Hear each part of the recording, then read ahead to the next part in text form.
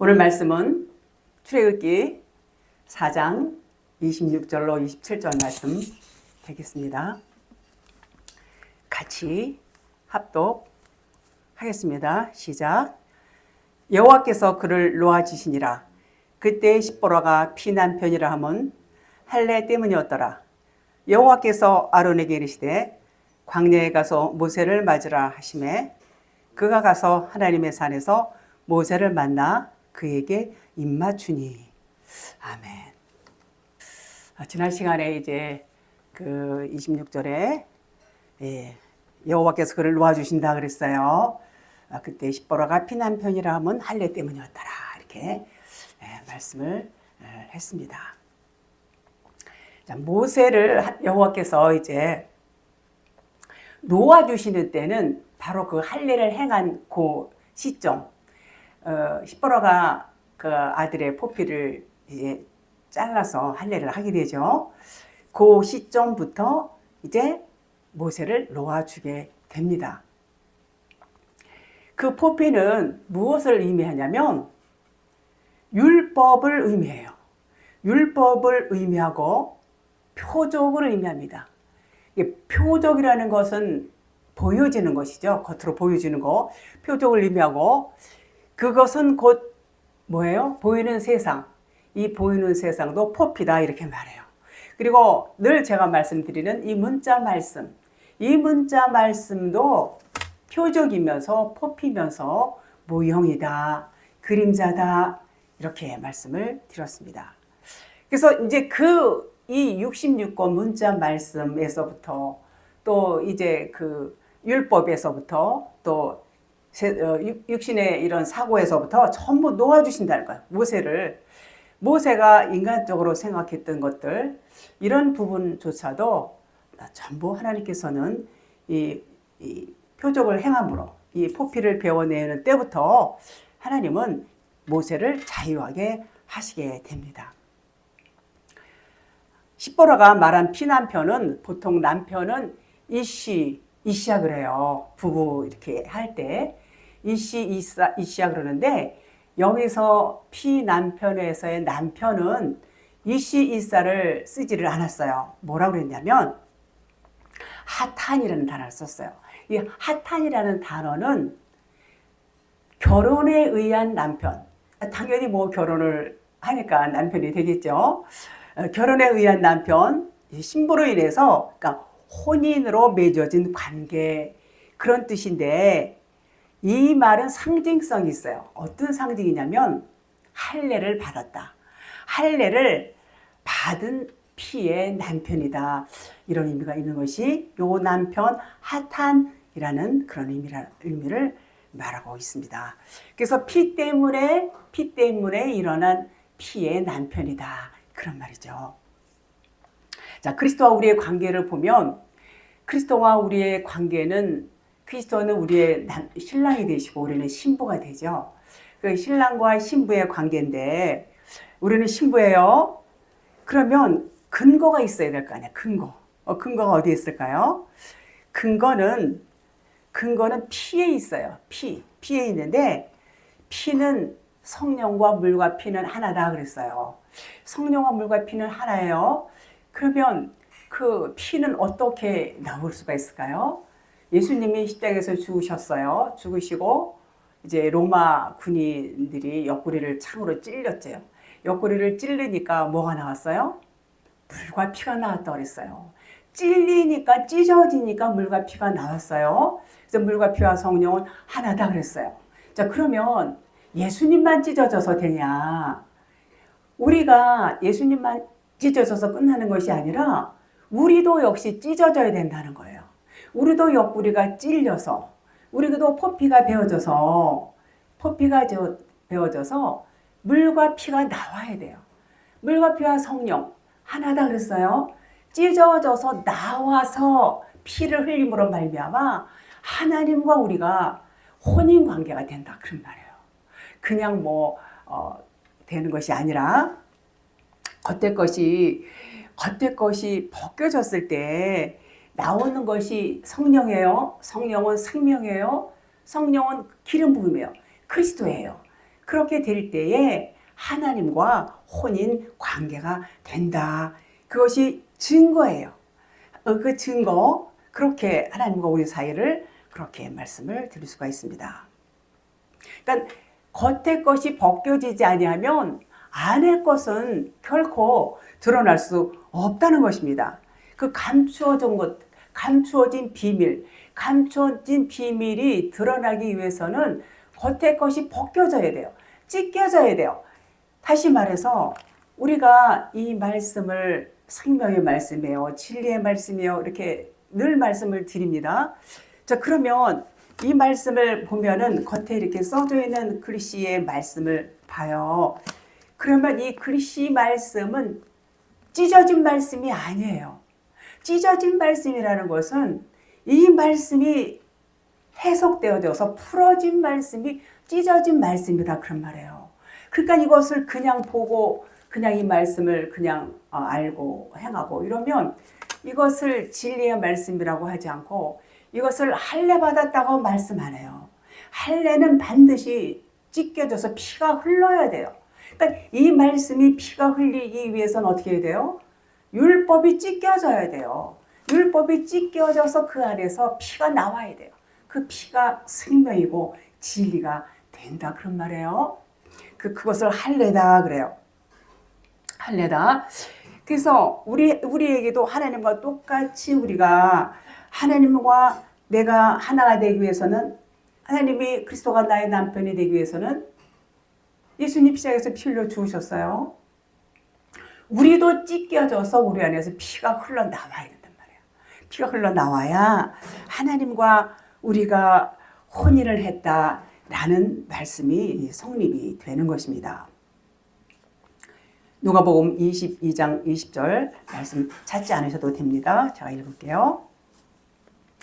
저녁 먹은 후에 잔도 그와 같이 하여 이르시되 이 잔은 내 피로 세우는 새 언약이니 곧 너희를 위하여 붓는 것이라.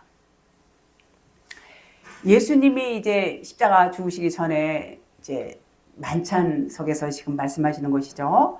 저녁을 드신 다음에 요게 20절이고 그 19절에는 요거 이제 잔은 피예요.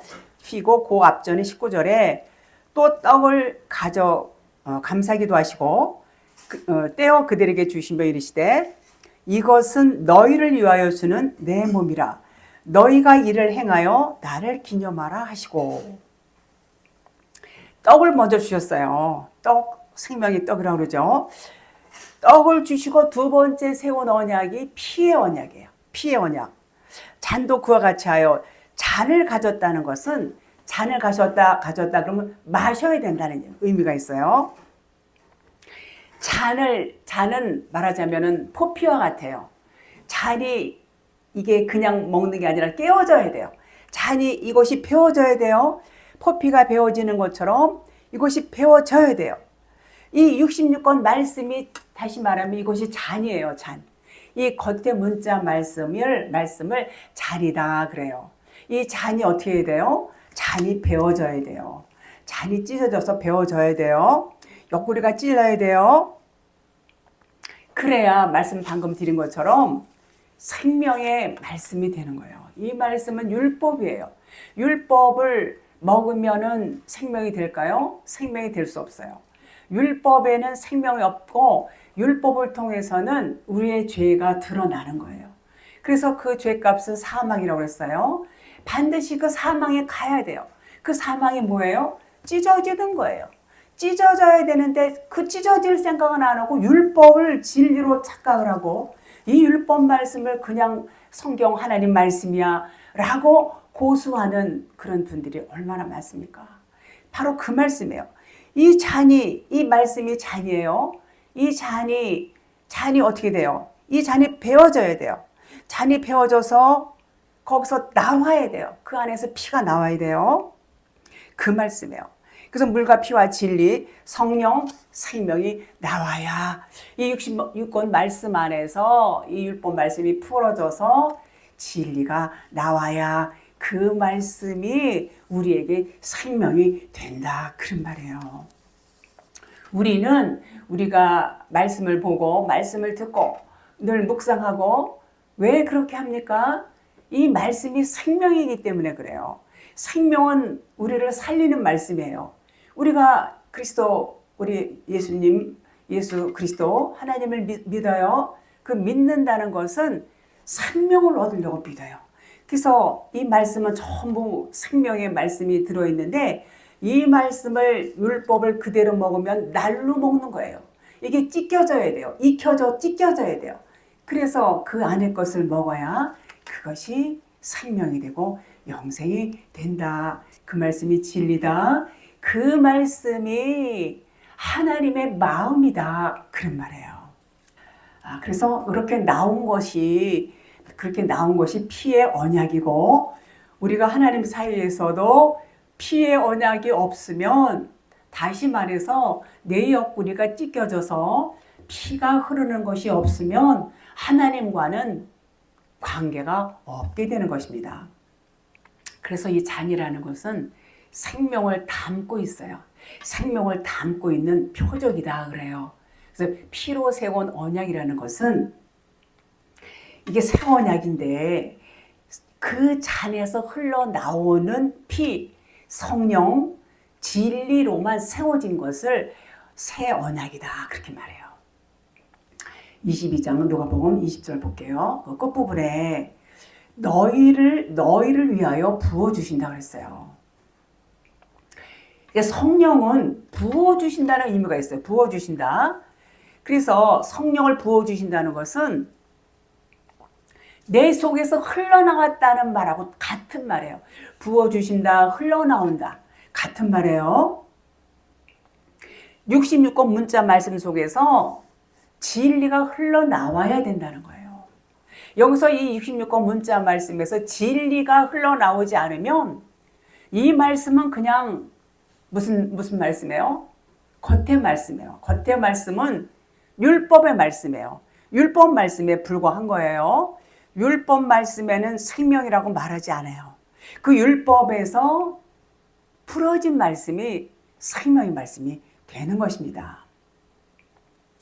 그래서 이것은 이 보이는 세상에서 진리가 이 보이는 이 세상 다 보이죠? 이 보이는 세상을 그대로 보이는 대로 보면은 그것은 그냥 율법 세상이다 그렇게 말해요. 근데 그 율법 세상이지만 그 안에는 뭐가 들어있어요? 진리가 들어있어요. 하나님이 영의 눈을 열어주시면 그 진리를 깨닫게 되는 것입니다. 그래서 이런 상태, 영의 눈이 열려야 그것을 볼 수 있는데 그것을 볼 수 있는 눈이 열리는 것을 뭐라고 그러냐? 그것을 피를 흘렸다 그래요. 피를 흘렸다, 피를 붓는다, 피를 흘렸다 같은 말이에요. 피 흘림이 없은 즉 뭐가 없어요? 사함이 없다고 그랬어요. 우리가 용서해 주세요, 용서해 주세요. 막 하나님 앞에 우리 회개기도 합니다. 그런데 아무리 말로 그렇게 말한다고 해서 그 죄가 사해지는 것이 아니에요. 피가 흘러나와야 돼요. 우리에게서 우리 육신의 것들이 다 찢겨져야 돼요. 찢겨져서 그야말로 내 안에서 흘러나와야 돼. 피가. 그것이 진리고 성령이에요. 내 안에서 그것이 나와야 죄를 사함이다. 죄 사함이다. 이렇게 말해요. 그래서 겉에 것이 찢어지지 않으면 속의 것이 나올 수가 없어요. 항상 그 말씀을 반복적으로 하시죠. 겉에 게 찢겨져야 돼. 율법 말씀이 벗겨져야 돼. 여기서 깨달아야지 돼. 너의 육신의 생각이 벗겨져야 돼. 전부 자기 부인이 돼야 돼. 네가 죽어야 돼. 마지막에 와야 돼. 같은 말씀을 그렇게 하고 계세요. 그래서 찢겨지지 않으면 속의 것이 드러날 수가 없어요. 겉에 하나님은 예수님을 의미해요. 예수님은 겉에 하나님, 율법의 하나님, 겉에 우리가 보여지는 것들, 이런 것들을 총칭해서 이제 예수다 그렇게 말하는데 그 일하시는 분이 예수님이 하시는 거예요. 겉에 하나님이에요. 그러나 그 예수님은 안에 계신 진리 하나님을 안내하러 오신 분이세요. 그리고 내가 가는 것이 너희에게 유익하다 그러셨어요. 그리고 예수님이 가시면서 누가 오셨어요? 이제는 속의 하나님 그리스도가 오셔서 그리스도가 이제 일을 하시는 것입니다. 그래서 그것이 속이 하나님이다 그래요. 그러니까 항상 하나님은 겉과 속 이렇게 말씀을 하고 계십니다. 그래서 우리 안에서 마음이 찢어진다, 우리의 포피가 베어진다, 할례 받는다. 여러분, 마음의 할례라는 말씀은 잘 들으시죠? 잘 알고 계시죠? 마음이 찢어지는 게 뭐냐? 그게 할례예요. 포피가 베어지는 거예요. 옆구리가 찢어지는 거예요. 그래서 그 안에서 뭐가 나와요? 물과 피가. 그 물과 피와 성령은 하나다. 그게 찢어지면 내 안에 있던 뭐가 나와요? 성령님이 나오시는 거예요. 그리스도가 나오시는 거예요. 그러면 우리는 하나님과 하나가 되는 거예요. 결혼이 되는 거예요. 혼인이 되는 것입니다. 이것을 할례, 피의 언약이다. 이렇게 말씀을 드립니다. 히브리서 9장 22절로 이제 말씀을 드릴게요. 율법을 따라 거의 모든 물건이 피로써 정결케 되나니 피 흘림이 없은즉 사함이 없느니라. 그러니까 피로써 정결케 된다고 그랬어요. 모든 물건이. 그래서 피 흘림이 없으면 사함이 없다 그랬어요. 결코 이 피를 우리가 생명을 얻고 하나님과 하나가 되고 영생을 얻는 이 과정에 있어서 이 피 흘림은 절대적인 거예요. 이 피 흘림이 없이는 우리에게 영생이 없어요. 이 피 흘림이 없이는 우리가 죄사함이 없어요. 하나님과 하나가 될 수 없어요. 그런 말인 것입니다. 율법 성전은 손으로 만든 성전이에요. 손으로 지어진 이 성전, 이런 것을 율법 성전이라고 그러고, 이 성전은 모형이에요. 모형, 참 성전이 아니에요. 그래서 이 성전이 모형이구나, 이 성전은 진짜 성전이 아니야, 이것을 깨닫게 되면 그러면 진짜 성전이 무엇일까? 이것을 깨닫게 되면 내 안에 마음 성전이 지어지는 거예요. 예수 그리스도, 그분이 오신 것도 우리 안에 마음 성전을 지어주시기 위해서 오신 거예요. 마음 성전이 우리에게 지어지지 않는다면 이 또한 하나님과 우리는 관계가 없는 것입니다. 방금 말씀드린 이 할례, 마음이 찢어져서 피가 물과 나오면 그것이 성전이 지어지는 거예요. 이제는 내가 머리가 아니라 나의 머리는 그리스도가 나의 머리가 되고, 나는 죽었어요. 나는 죽어서 찢겼어요. 나는 없는 자예요. 그래서 나는 없는 자요, 나의 머리는 그리스도요, 하나님이요. 내 몸은 그분의 지체로서 이제는 그분이 움직이게 하는 대로 움직이는 거예요. 나는 어디 갔어요? 나는 죽었어요. 나는 죽었어요. 그래서 나의 몸은 그리스도가 나의 머리가 되는 그런 그리스도의 지체로서의 몸이다. 그런 말이에요. 그러므로 하늘에 있는 것들이 23절 히브리서 9장 하늘에 있는 것들의 모형은 이런 것들로서 정결하게 할 필요가 없었으나 하늘에 있는 그것들은 이런 것들보다 더 좋은 제물로 할지니라. 그러니까 모형 이런 것들보다 더 좋은 제물로 하라, 그런 말이에요. 자, 그럼 더 좋은 제물이 뭘까요? 그것은 이 문자 말씀. 우리는 그냥 교회 나오면 이 문자 말씀밖에 몰라요. 교리도 신학도 전부 뭘로 되어 있어요? 문자 말씀으로 되어 있어요. 그러나 하나님은 이 문자 말씀은 겉에 거라고 계속 말씀을 드려요. 그래서 더 좋은 것들을 하늘에 더 좋은 제물로 할지니라 그랬어요. 이런 것들보다. 그 얘기는 이 문자 말씀에서 진리의 말씀으로 깨달아져서 아는 거예요. 진리의 말씀, 진리로 깨달아지는 게 진짜라는 거예요. 그러면 그것이 뭐냐? 내 속에서 피가 흘러나오는 거예요. 그러면 그것이 죄사함이다, 그런 말이에요. 그것이 더 좋은 제물이라는 거예요. 더 좋은 제물. 뭐보다? 이렇게 막 손으로 만든 이런 거보다. 모형은 모형일 뿐이에요. 진짜가 뭐냐? 내 마음이 찢어져서 내 안에서 피가 흘러나오는 것이, 그것이 진짜다, 그런 말이에요. 모형은 가짜예요. 그런 말인 것입니다. 24절. 그리스도께서는 참것의 그림자인 손으로 만든 성소에 들어가지 아니하시고 바로 그 하늘에 들어가사 이제 우리를 위하여 하나님 앞에 나타나시고, 말씀드린 것처럼 손으로 만든 성전은 율법 성전이에요. 이 율법 성전은 모형을 의미해요. 모형. 그래서 이게 모형이구나, 이게 깨달아지면 내 마음 안으로 들어오는 거예요. 이제는 들어왔다는 것은 뭐냐면, 이 손으로 지은 성전은, 율법 성전은 모형이야. 이건 참 성전이 아니야. 그러면 이제 내 마음 안으로, 율법 성전이 내 마음 안으로 들어왔다는 것은 이제 내 마음 안에 성전이 지어지는 거예요. 이 성전이 지어지는 것은 이제는 하나님이 주관하신다, 그런 말이에요. 하나님은 창세기 1장 1절에도 내가 너희 안에 들어가서 너희의 머리가 돼서 내가 너희를 진리로 이끌어 갈 거야, 이렇게 언약하셨어요. 그래서 계속 그 말씀이 계시록까지 계속 같은 말씀이 이렇게 바퀴를 돌아요. 수레바퀴를 돌듯이 이어지고 있어요. 하나님의 언약에 의해서 그렇게 성경은 말씀하고 있는 것입니다. 그래서 이제 에베소 5장 26절 이는 곧 물로 씻어 말씀으로 깨끗하게 하사 거룩하게 하시고, 물로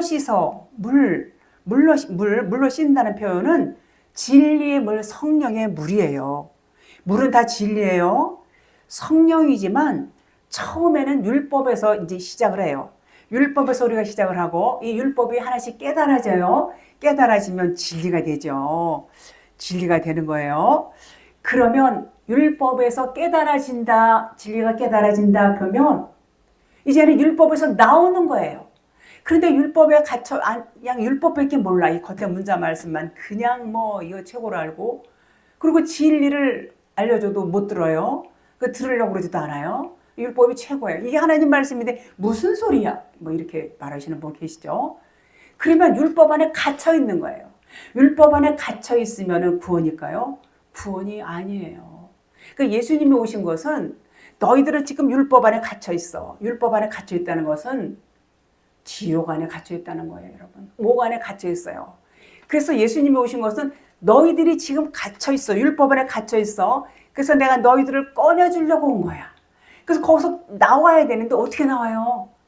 진리의 말씀을 던져줬을 때 그 말씀을 듣고 깨닫고 알면 하면은 나온 거예요. 몸이 나가고 들어오고 이게 아니라 우리의 생각이 율법이 깨달아졌다, 진리를 알게 되었다, 그러면 율법에서 벗어난 거예요. 그것이 구원이에요. 그 깨달아지는 과정이 뭐라고 그랬어요? 옆구리가 찔리고 피가 나오고 이렇게 하는 모든 이런 과정 가운데에서 그것이 죄사함이 되면서 진리의 눈이 열리면서 이게 전부 동시적으로 일어나요. 순간순간. 그것이 구원이다, 그런 말이에요. 구원이다, 그런 말이에요. 예수님 언제 오실까? 재림 예수를 기다리고 얼마나 그런 분들이 많습니까? 그 진리를 모르면 그렇게 깜깜한 데서 막 이렇게 헤매고 다닐 수밖에 없는 것입니다. 자, 그래서 율법에서 나올 수 있게 되는 거예요. 진리를 깨달아야. 깨닫지 못하면 율법 안에 갇혀 있어요. 갇혀 있다가 이제 하나님의 은혜로 진리의 성령이 오시면 어느 날 이제 깨닫게 되게 하나님이 하시죠. 그러면은 율법에서 해방되었다. 이젠 율법에서 빠져나왔다. 이렇게 말씀을 드립니다. 자, 피일임이라는 것은 제사 지낼 때 이제 짐승을 잡아요. 성막에서 이렇게 잡아서 뜰에서 다 번제단에 올리고 각을 뜨고 피를 뿌리고 태우고 이렇게 많이 하죠. 그런데 그것은 모든 물건을 정결하게 했지만 이것은 전부 모형에 불과하단 말이에요. 모형, 그림자란 말이에요. 깨끗하게 하는 것은 말씀이에요. 말씀. 오직 진리의 말씀으로 깨끗하게 해요. 그래서 씻었다, 그렇게 말해요. 말씀으로 씻었다. 이 말씀은 겉의 문자 말씀이 아니라 풀어진 진리의 말씀이에요. 흐레마의 말씀. 여기서 흘러나온 피, 성령, 생명이, 이 생명이 깨끗하게 하였다, 그런 말이에요. 깨끗하게 하였다, 그런 말이에요.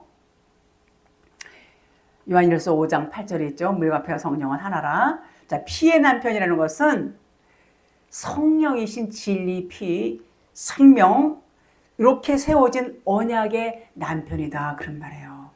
그 피가 내 마음속에서 흘러나왔을 때 하나님과 내가 하나가 된다. 그런 말이에요. 그러니까 우리가 찢어져야 돼. 마음의 할례를 받으면 피가 나오는 것이죠.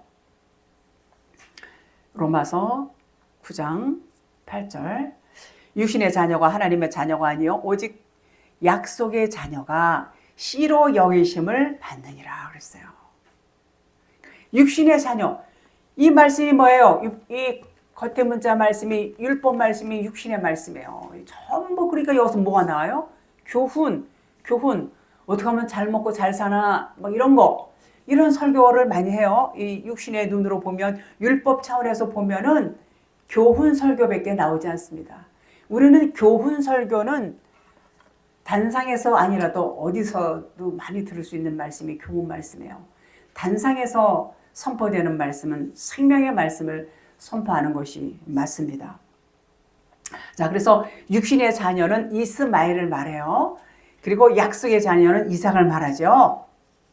자, 그러면 처음에 우리 안에서는 이스마엘 육신의 자녀로 태어나요. 모든 사람들이 그렇게 태어나요. 율법으로 이렇게 육신으로 태어나죠. 그렇지만 이제 이스마엘이 표피를 배워내요. 표피를 배워내는 것은 이제는 그 할례지요. 할례를 받게 되면 육신의 생각이 배워지는 것과 같아요. 그러면 영과 진리의 아들이 된다. 그런 말이에요. 로마서 2장 28절. 무릇 표면적 유대인이 아니요 표면적 육신의 할례가 아니니라.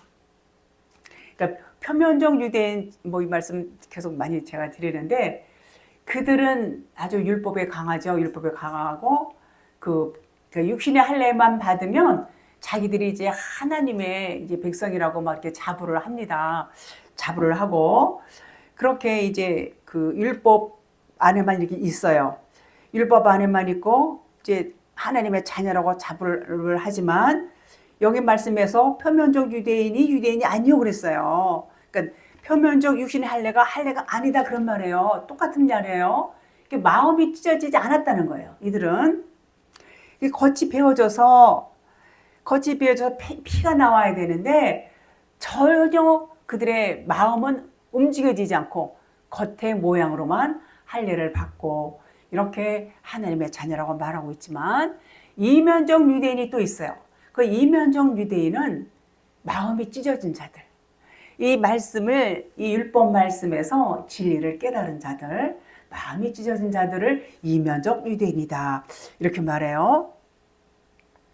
그래서 피가 흘러나온 자들이다. 그렇게 말합니다. 29절 로마서 2장. 오직 이면적 유대인이 유대인이며 할례는 마음에 할지니 영에 있고 율법 조문에 있지 아니한 것이라 그랬어요. 그 칭찬이 사람에게서가 아니요 다만 하나님에게서니라. 그러니까 칭찬이 사람이 아닌 하나님에게서 나와야 된다는 얘기예요. 그게 뭐 마음의 할례죠. 마음의 할례고 마음에 있다는 것은 영이 하는 거예요. 영. 율법 조문은 뭐예요? 늘 말씀드리지만 겉에 거는 껍데기예요. 껍데기를 어떻게 해요? 먹어요? 버리잖아요. 껍질 다 귤 껍질 뭐 우리 먹을 때 벗겨 먹잖아요. 그렇게 벗겨 먹지 않고 껍데기만 먹어요. 속 안에 알맹이 있는지도 몰라. 그 껍데기만 먹는단 말이에요. 그러면 얼마나 안타깝겠어요. 그 알맹이 먹는 사람들이 볼 때에 그런 겁니다. 진리의 생명을 모르기 때문에 그게 벗겨져야 돼요. 육신적인 사고, 율법적인 가치관, 사고 이것이 벗겨져서 그 안에서 진리의 생명이 흘러나와야 돼. 그것을 이렇게 흘러나오는 사람들이 이면적 유대이다 그런 말이에요. 그러면 그때 하나님께 칭찬을 받는다 그런 말이에요. 겉에 첫 것은 반드시 한번 배워져야 돼요. 배워지지 않으면 하나님과는 무관한 자가 된다. 그런 말이에요. 우리도 그리스도가 우리의 머리가 될 수 있는 그 근거가 있어요. 말씀드렸어요. 보이는 겉의 것이 배워져서 속의 것이 드러나요. 속의 것이 드러나야, 영과 진리로 드러나야 그리스도와 하나가 된다, 그런 말이에요. 그리스도의 신부가 되어야 돼요. 우리가 영적 생활은 그리스도와 하나가 돼서 연합된 그리스도의 신부로, 하나님의 신부로 사는 삶이 우리의 영적 생활이다, 이렇게 말씀을 드립니다. 로마서 4장, 출애굽기 4장 27절 본 말씀. 여호와께서 아론에게 이르시되 광야에 가서 모세를 맞으라 하시매 그가 가서 하나님의 산에서 모세를 만나 그에게 입맞추니, 입을 맞췄다 그랬어요. 14절에 보니까 여호와께서 모세에게 이제 그가 너를 만나러 나오리니 그가 너를 볼 때에 그의 마음에 기쁨이 있을 것이라, 이렇게 미리 말씀을 하셨어요. 14절에. 그러니까 하나님께서는 이미 모세에게 말씀을 미리 하셨어요. 그리고 아론을 모세에게 이제 보내지요. 아론을 모세에게 보내요. 요 아론의 이름이라는 뜻이 아주 좋습니다. 아주 총명하다, 그런 뜻이 있어요. 아론은 누구라고 그랬죠? 아론은 겉사람, 모세는 속사람, 둘은 하나라고 했어요. 예수 그리스도를 의미한다고 그랬어요. 그래서 아론은 모세가 전하는 하나님의 말씀을 아론이 대언을 하게 됩니다. 그런데 모세는 진리를 알고 있지만 뭐라고 했어요? 나는 입이 둔하고 혀가 뻣뻣하다고 그랬어요. 그러니까 니네 형 말 잘하는 니네 형 아론을 붙여준다고 이제 하나님이 그러셨죠. 자, 그래서 그 아론, 말 잘하는 아론은 영과 진리에 대해서 설명을 잘해요. 영과 진리에 대해서 모세는 잘 못한다고 했지만 형은 잘한단 말이에요. 그래서 이 영과 진리의 말을 잘 표현하는 요런 사람을 총명한 사람이라고 해요. 그 총명한 사람이 누구라고요?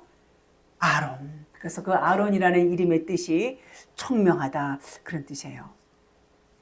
그래서 진리의 말씀을 문자나 언어로 잘 표현할 수 있는 사람, 잘 전달하는 사람, 이것을 총명이다 그래요. 우리가 사는데 보면 총명한 사람들이 주변에 많죠. 아주 명석하고 총명하고 이런 사람들이 많은데, 저 사람은 참 총명해, 이 아이가 참 총명해, 이런 얘기들을 주변에서 이제 그렇게 합니다. 그러면 그것도 총명 맞아요. 맞지만 그것은 지금 아론의 총명에 대한 그림자다, 그런 말이에요. 진짜 총명은 지금 아론의 이 진리를 잘 전하는 것을 총명이라고 그러는데, 이 진리를 잘 전하는 거에 대한 모형이다, 그런 말이에요. 모형이다. 이 세상에서 그 총명한 그런 것들은, 그런 말이에요. 그래서 모세와 아론은 형과 아우의 관계지요. 형제는 하나인데 이제 둘로 이렇게 설명을 하고 있습니다. 한 마음이에요. 그 두 형제도. 그리스도와 우리가 둘이 하나가 되면 마음도 하나가 되는 거예요. 그런 것처럼 이 모세와 아론도 둘이지만 한 사람, 한 형제예요. 예수 그리스도를 의미하고 이렇게 이제 겉의 사람, 속의 사람, 이렇게 표현하고 있어요. 요것이 전부 우리 안에서 일어나는 일이에요. 겉의 상황이 아니에요.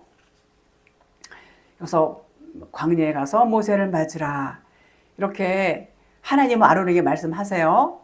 자, 아론은 애굽에 원래 살았었어요. 그죠? 애굽에 살았었는데 애굽을 떠나서 이제 광야로 이제 나왔어요.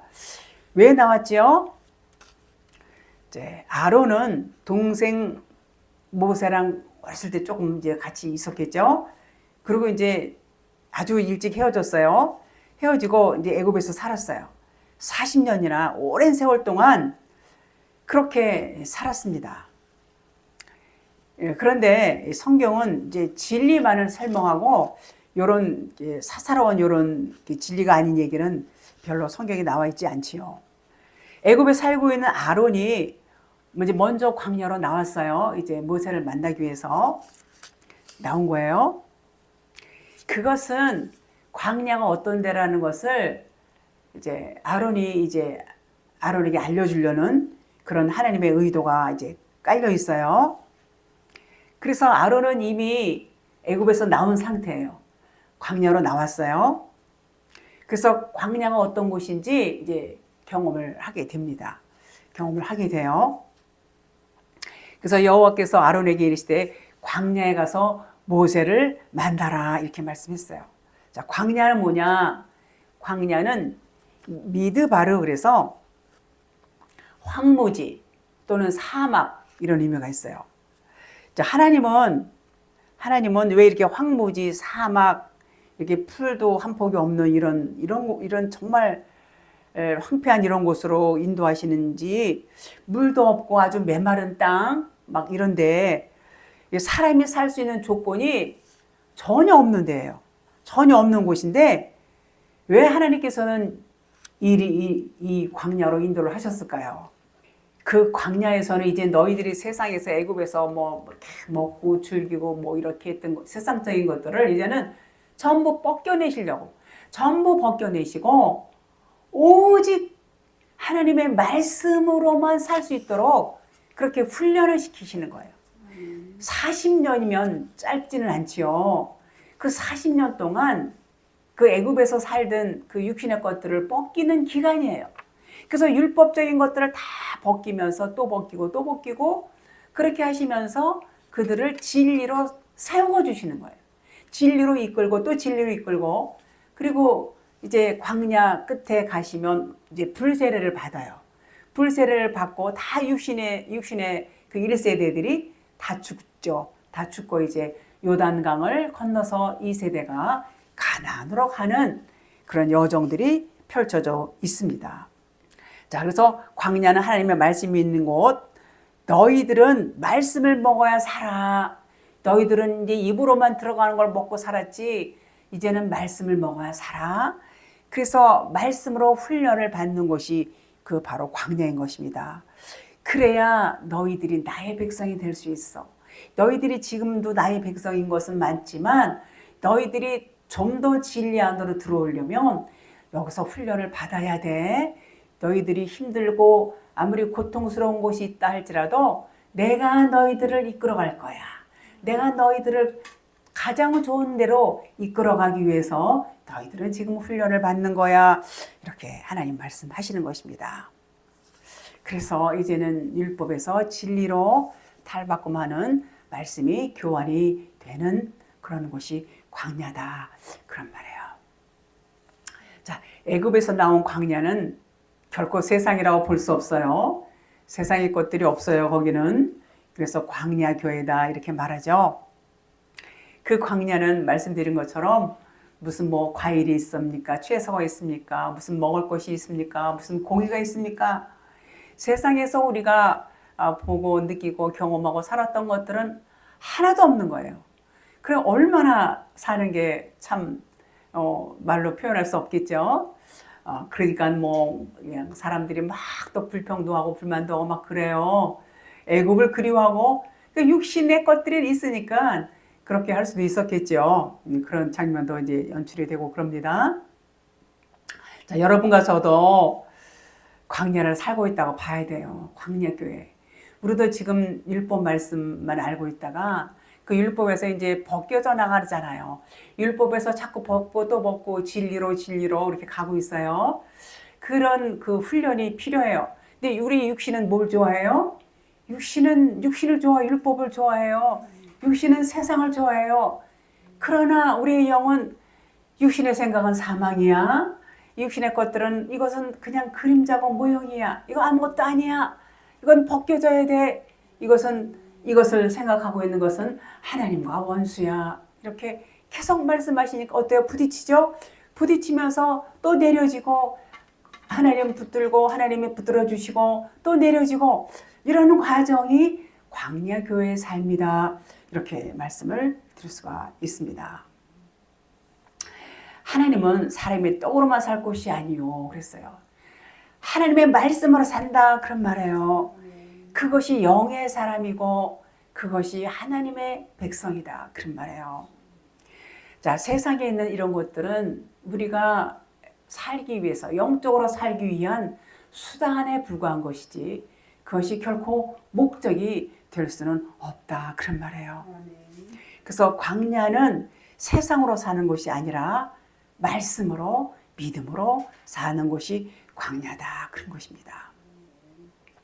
여기서 이제 모세가, 이제 아론과 모세가 하나님의 산에서 만나지요. 만나서 이제 입을 맞추게 됩니다. 입을 맞춘다는 것은 이제 둘이 하나라는 의미가 있고, 겉의 사람과 속의 사람이 하나가 됐다는 얘기예요. 이제는 하나다, 그런 말이에요. 그런 상징성이 있어요. 자, 이스라엘에는 산이 많아요. 산이 많고, 이 모세와 아론이 만난 산은 하나님의 산, 산이 많은데 그 광야 중에서도 산이 많은 산인데 거기서도 하나님의 산이에요. 광야는 세상 것이 없어요. 세상 것이 없는 중에서도 하나님의 산에서는 얼마나 더 거룩하고, 거기는 진리로 충만하고 성령으로 충만한 그런 곳이 아닐까, 그런 생각이 들어요. 그런 상징성이 있어요, 산이라는 것은. 자, 그래서 산이 많은데 거의가 뭘로 되어 있다고요? 돌이 그렇게 많다고 그래요. 돌로 되어 있어서, 돌이 굉장히 많은 곳이 이스라엘인데 건물을 건축할 때도 아주 돌로 많이 짓는다고 그래요. 돌을 많이 써요. 그리고 묘지에 돌을 놓는 그런 전통이 있어요. 돌 이렇게 예수님 이렇게 그 돌도 이렇게 굴려서 막 뭐 이런 거 나오죠. 나사로도 그렇고 이런 것처럼. 그리고 또 도로도 그렇고 담장도 그렇고 또 집을 지을 때도 그렇고 또 이런 모든 것들이 돌이 하도 많으니까 그렇게 돌로다가 그렇게 짓는 것이 이제 많이 발달이 되었다. 그런 곳이 이스라엘이다, 그런 말이에요. 자, 그러면 이스라엘에 왜 이렇게 돌이 많을까요? 이 돌이 많은 것은, 자, 그리스도를 뭐라고 그러죠? 그리스도를 반석이라고 그러죠. 반석이 뭐예요? 돌이죠. 그래서 그리스도를 상징적으로 나타내서 돌이 이렇게 많다, 이렇게 말해요. 그래서 이제 그 노아의 방주 때 산이 처음 물에 잠겼죠. 산 꼭대기까지 다 잠겨서 그 산 꼭대기에 이제 방주가 둥둥둥 떴어요. 그 높은 그 산이 무슨 산이었냐면 아라랏산이야. 아라랏산. 그 아라랏산에 방주가 이제 정박을 하게 돼요. 아라랏산의 그 이름의 뜻은 거룩한 산이라는 뜻이에요. 거룩한 산. 그곳에 노아의 방주가 정박을 하게 됩니다. 그래서 이 성경에 나오는 최초의 이 창세기에 나오죠. 최초의 산이 아라랏산이다, 이렇게 말해요. 이 산이 한번 이제 물에 완전히 잠겨요. 이제 한번 다 산에다 잠겼죠. 그 다음에 이제 물이 빠지게 돼요. 물이 빠지면서 산이 다시 이제 드러나게 됩니다. 자, 우리가 그 의미를 봐야 돼요. 의미를 보게 되면 첫 번째 말씀, 물이 말씀이라고 했어요. 첫 번째 말씀은 물에 잠겨서 떠내려갔어요. 물이 빠지니까. 두 번째 말씀으로 이제는 살아나는 거예요. 첫 번째 말씀이 떠내려가고 두 번째 말씀으로 살아나는 것, 이제 드러났죠. 산이 다시 드러났어요. 즉 예수로는 죽고, 첫 번째 말씀 물이 흘러서 이제 빠졌어요. 죽고 그리스도로 살아나는 거. 이것을 의미하는 것이 뭐라고요? 노아의 홍수, 노아의 방주, 이렇게 의미하고 있습니다. 그러니까 율법의 말씀이 죽고 진리로 살아났다, 그런 말이에요. 그러니까 모세와 아론이 만난 산은 율법이 진리로 완성이 되는 산이에요. 그렇게 볼 수 있어요. 광야 중에서도 하나님의 산이라고 했어요. 하나님의 산이기 때문에 율법이 진리로 완성이 된 산이다, 이렇게 의미를 갖고 있습니다.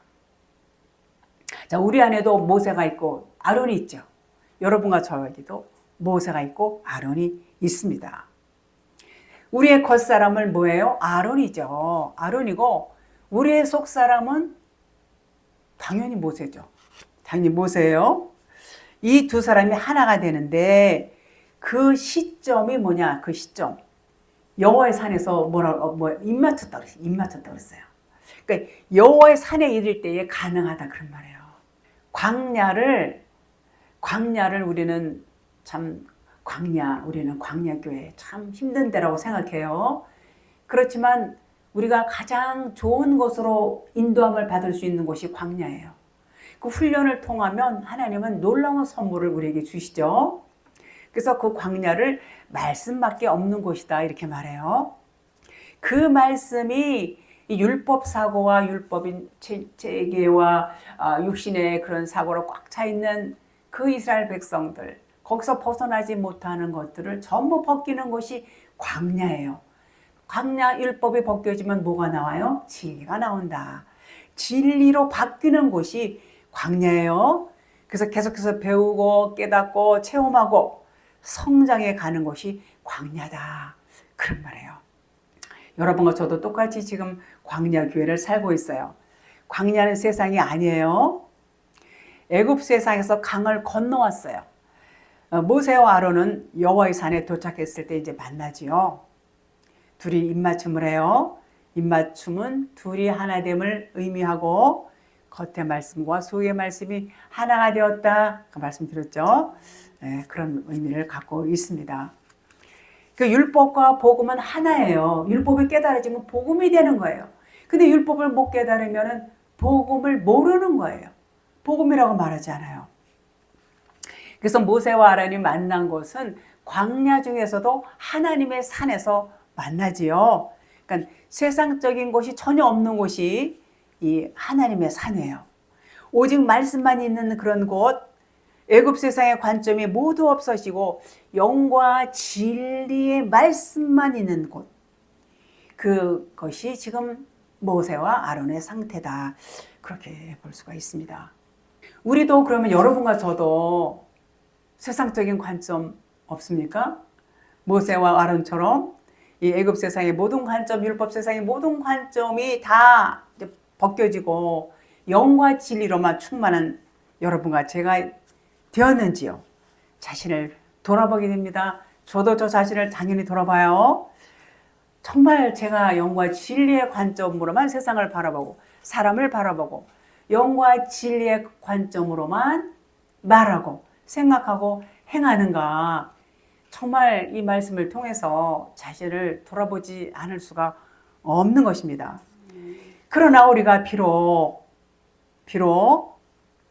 영과 진리의 관점으로만 온전히 인식하지 못할지라도 이 기준에 미달이 된다 할지라도 우리는 어떤 사람이에요?